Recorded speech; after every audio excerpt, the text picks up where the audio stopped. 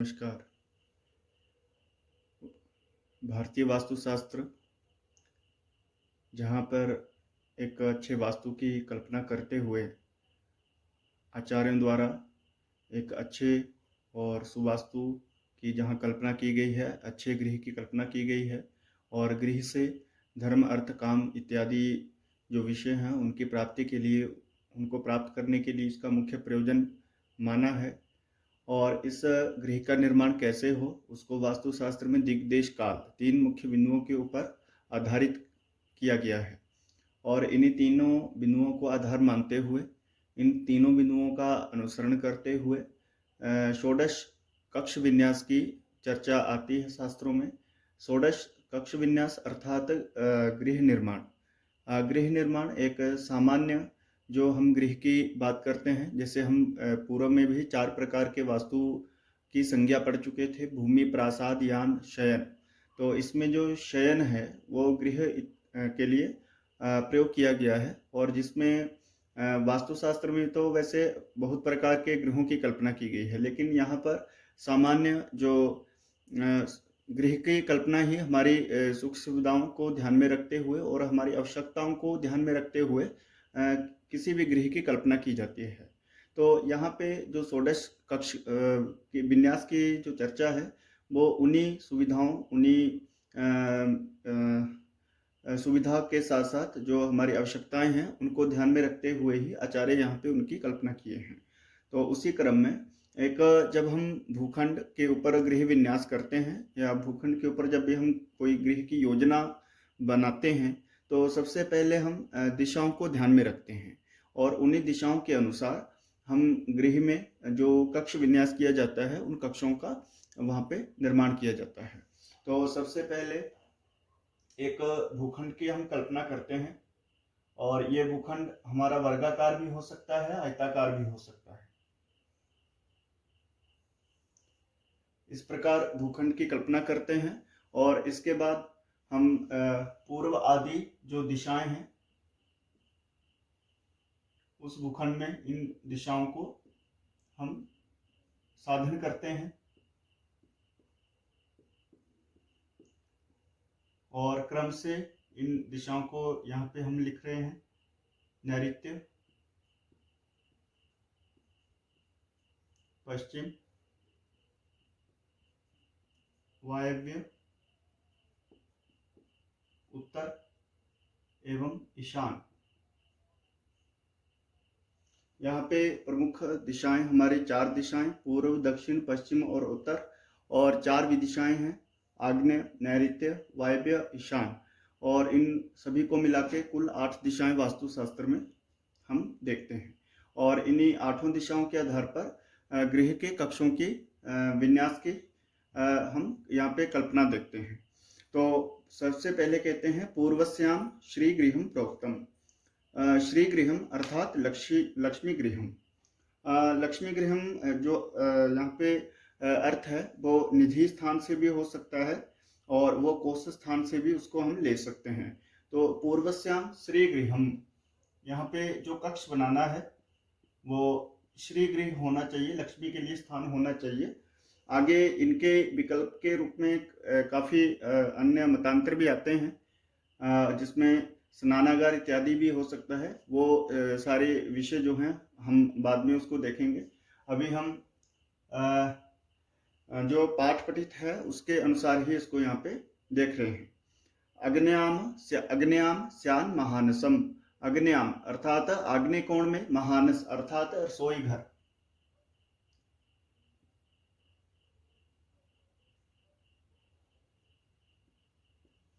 रसोई घर अर्थात रसोई का जो कक्ष है वो हमारा आग्नेय कोण में होगा। शयनम दक्षिणस्याम, शयन और शयन के लिए शयन कक्ष हमारा दक्षिण दिशा में। और इसके बाद नैऋत्याम आयुधाश्रम, नैऋत्य में आयुध, आयुध यानी शस्त्र, शस्त्र आदि रखने का स्थान।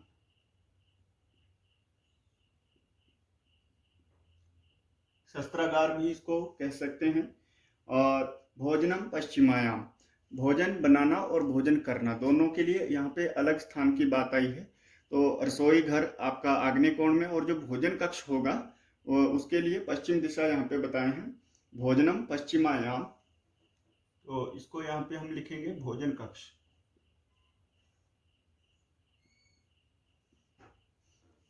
फिर वायव्याम धन संचयम, और वायव्य में धन संचय।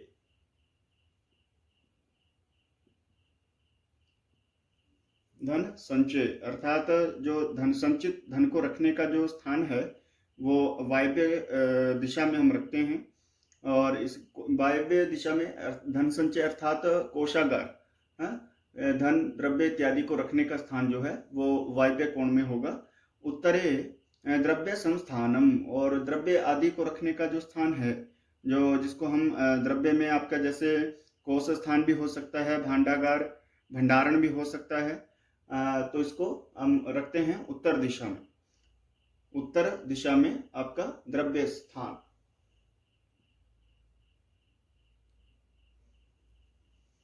फिर इंद्र अग्न्योर ईशान्यम देवतागृहम, देवतागृह यानी देवताओं के लिए जो स्थान दिया जाता है वो ईशान दिशा में, अर्थात जो पूजन कक्ष है, देवताओं से संबंधित जो कक्ष है, पूजन करने का जो कक्ष होगा वो हमारा देवता गृह अर्थात ईशान कोण में।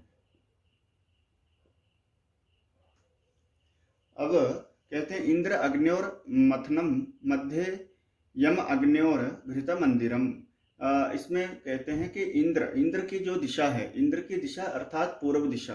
अब इंद्र की दिशा इसको इसलिए कहा है कि हर दिशा का एक स्वामी ग्रह होता है और एक स्वामी देवता होते हैं। तो इस पूर्व दिशा के जो स्वामी देवता हैं वो इंद्र हैं, इसलिए इसको कहा इंद्र अग्नि और मथनम। इन दोनों के मध्य में मथन, अब जो दधि मंथन इत्यादि जो किया जाता था पुराने समय में भी हम देखते हैं, तो उसके लिए एक अलग कक्ष की चर्चा यहाँ पे आती है, दधि मंथन कक्ष।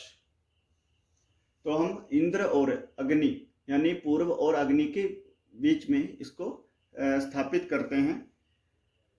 यम अग्नि और घृत मंदिरम, यम यानी यम की जो दिशा है या अर्थात दक्षिण दिशा, और अग्नि यानी अग्नि कोण के मध्य में घृत मंदिर। घृत मंदिर कहने का अर्थ है कि जो घृत जैसी जो स्निग्ध चीजें हैं, घृत है, तेल है इत्यादि को रखने के लिए हम उनको दोनों दिशाओं के बीच में यानी इंद्र आग्नेय और दक्षिण, आग्नेय कोण और दक्षिण दिशा के मध्य में घृत भंडारण भी इसको बोल सकते हैं या रखने का स्थान। फिर कहते हैं कि यम राक्षसोर मध्य पुरीश त्याग मंदिरम। पुरीश त्याग मंदिर, मंदिर शब्द का यहाँ पे प्रयोग है वो कक्ष के लिए हुआ है, और पुरीश त्याग यानी शौचालय के लिए। तो बोला कि यम और राक्षस, तो राक्षस की जो दिशा है, राक्षस की दिशा नैऋत्य और यम की दिशा दक्षिण, तो दोनों के मध्य में पुरीश त्याग यानी शौचालय का निर्माण यहाँ पे हम कर सकते हैं।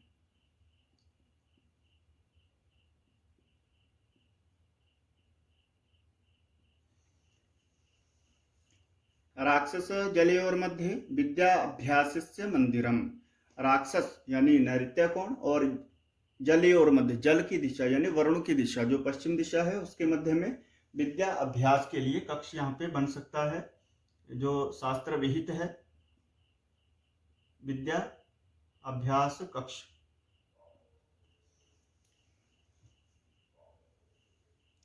तोये ईशान, तोयेश अनिल और मध्य, तोयेश अनिल, तोय ईश यानी तोय यानी जल, जल के जो देवता हैं अर्थात वरुण अर्थात पश्चिम दिशा, और अनिल, अनिल यानी वायु, वायु की जो दिशा है अर्थात वायव्य कोण, दोनों के मध्य में रोदनस्य च मंदिरम, रोदन गृह। अब ऋषियों का देखिए कितना विचार है कि रोदन इत्यादि के लिए जब घर में कोई शोक इत्यादि की अवस्था होती है तो उसके लिए भी एक अलग कक्ष की व्यवस्था की गई है जिसको कोप भवन भी कहते हैं, और इसी को कहाँ बनाने का निर्देश दिए हैं तो वायव्य और पश्चिम के बीच में रोदन कक्ष।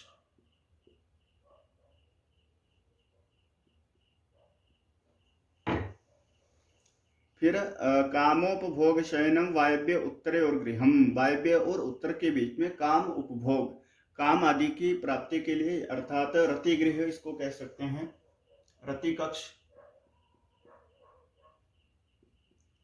वायव्य और उत्तर के मध्य में,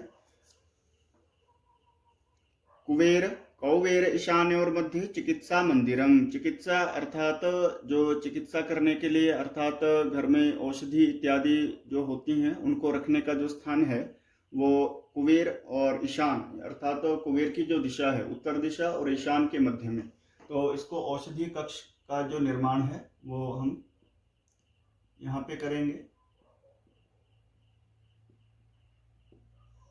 औषधि कक्ष पुरंदरेश्योर मध्य सर्व वस्तुषु संग्रहम, पुरंदर और ईश्वर, पुरंदर ईश्वर मध्य, पुरंदर यानी इंद्र और ईश, यानी ईश जो देवता, ईशान दिशा के जो देवता हैं ईश और इंद्र, दोनों के मध्य में बोल रहा है कि सर्व वस्तुषु संग्रहम, यानी सभी वस्तुओं का भंडारण वहां पे किया जा सकता है, जिसको भंडार गृह भी बोल सकते हैं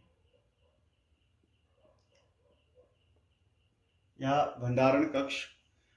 सदनम कार्ये देवम कर्मादुक्तानि षोडश, अब कहते हैं कि इस प्रकार से कार्येत, किम कार्येत, उक्तानि षोडश, जो अभी पूर्व में जो ये 16 कक्ष कहे गए हैं, तो इसी व्यवस्था के अनुसार उनको वहां पे स्थापित करना चाहिए और इसी के अनुसार, दिशाओं के अनुसार ही उनका निर्माण करना चाहिए। नैऋत्याम सूतिका गेहम नृपाणाम भूतिमिच्छता, और सूतिका गेह यानी जो घर में स्त्रियों के लिए जो सूतिकाएं होने पर उनके लिए भी अलग से कक्ष की यहाँ पे बात की गई है, तो उसके बनाने की जो बात है वो रह के नैऋत्याम, नैऋत्य दिशा में उसको बना सकते हैं। कुछ आचार्यों के मत के अनुसार पश्चिम नैऋत्य के मध्य में भी इसको स्थान दिया गया है, और यहाँ पे जो आचार्य हैं तो वे नैऋत्य कोण में इसको बनाने का निर्देश दे रहे हैं, तो सूतिका गेह जो है वो नैऋत्य कोण में बनाना चाहिए।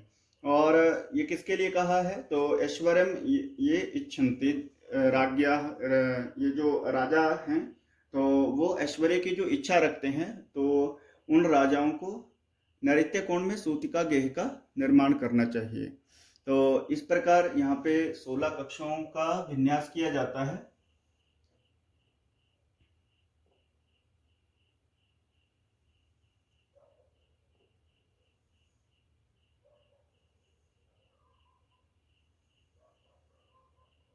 और इन्हीं दिशाओं के क्रम से 16 कक्षों का विन्यास करना चाहिए। संभवतः आज हम देखते हैं तो आज बहुत सारे कक्ष जो हैं वो एक दूसरे के अंतर्निहित हो जाते हैं। प्रायः कुछ भूमि का अभाव भी होता है और कुछ समय भी, आधुनिकता का कुछ दौर भी ऐसा है जिसके कारण ये सब चीज़ें नहीं हो सकती। जैसे दधि मंथन है, घृत मंदिर है, औषधि कक्ष है, तो ये अन्य कक्षों में विलीन हो जाते हैं।